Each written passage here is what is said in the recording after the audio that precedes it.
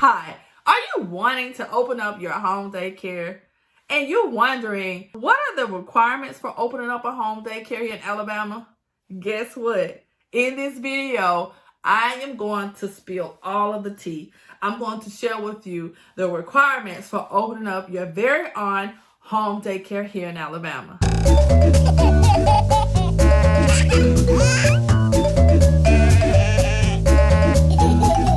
My name is Miranda Ednison, and I am a successful family child care provider here in Alabama. I help those who inspire to open up their very own successful home daycare here in Alabama. I also help those who already have a home daycare but need help with record keeping and organization.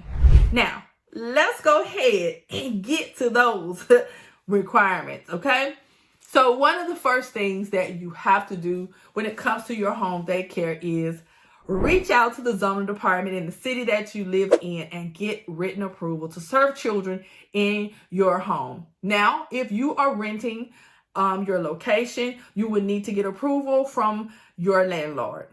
The next thing you're going to need is written approval from your state fire marshal. They would need to come into your home. So you're going to have written approval from your zoning department and the fire marshal. These are very, very important two things that you have to get done before you can even say you're going to get started with your home daycare.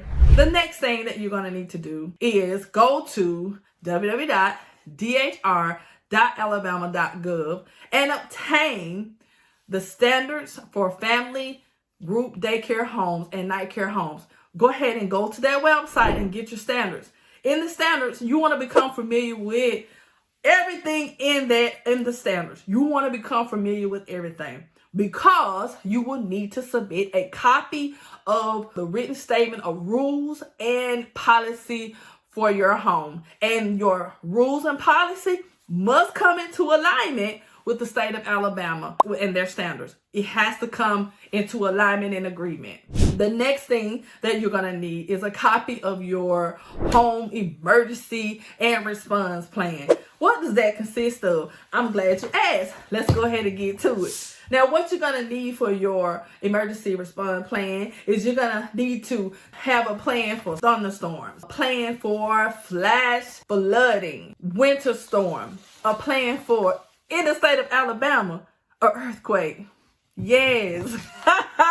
You're going to also have to have a plan for fire emergency indoor lockdown, loss of water. In case of loss of water, we will always have bottled water. I'm just reading mine. Parents will be called and asked to pick up children, and daycare will be closed until it's fixed. That's what I have in my plan. So you will have to create a plan for your parents and also for yourself. Evacuation plan. What will you do if you have to leave your home and take your children out of your home? What will you do? In my case, I choose to go to my neighbor's house. I've already talked with my neighbor. So the kids, my students and I, we will walk over to my neighbor's house, and there's other things that I have set in place with my evacuation plan. Shelter in place. So I've just shared with you some of the things that are in the emergency plan that you would need to write out to submit to your state consultant. The next thing you're going to need is an Alabama Department of Human Resource request for clearance of State Central Registry of Child Abuse and Neglect. You can go to the www.dhr.alabama.gov website and you can obtain the form there. And on this form, it's a clearance form. On this form, you're going to need to be very detailed. Don't leave any spots out. They're going to send it back to you, okay? So make sure you get that done on yourself and your household members that live with you. The next thing you're going to need is a criminal history background check. You'll need to have that done on yourself and those your husband. And if you have any other adults in your home, they're going to have that done as well. You can obtain information about what to do as far as your fingerprint.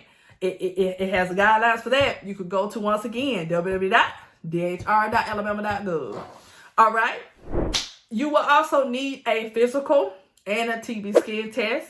You could go to www.dhr.alabama.gov obtain the form that the state requires us to have, and it's one form. And on that form, you will have your physical on that form and your TB scan test. Your doctors would need to sign off for you. You would need to have that submitted. Also, household members would also have to have this done. Now, if you have children in your home that are 2 months to 5-year-olds, you will have to have a current immunization certificate available as well. The next thing you need is verification of education. You're going to need a high school diploma or GED. And you're going to need verification of training of at least 24 clock hours. Yes. So, last but not least, you're going to need your CPR certification and first aid certification. So, in my next video, I'm going to be sharing with you the verification of training. I'm going to go a little deeper into what you need for training for those 24 clock hours. And here we have more training hours that we have to submit in. So I'm going to go a little bit deeper into that into my next video. We will go through the qualifications and, well, the training that you will need to get for your home daycare. Now, if you need help with the process of walking you through your home daycare, helping you fill out those forms, join my coaching program and I will take your hand and walk you through this whole process to make it easier for you. Now, join me in the next video. Let's talk about those training hours and those requirements. Until next time, let's connect. Bye-bye.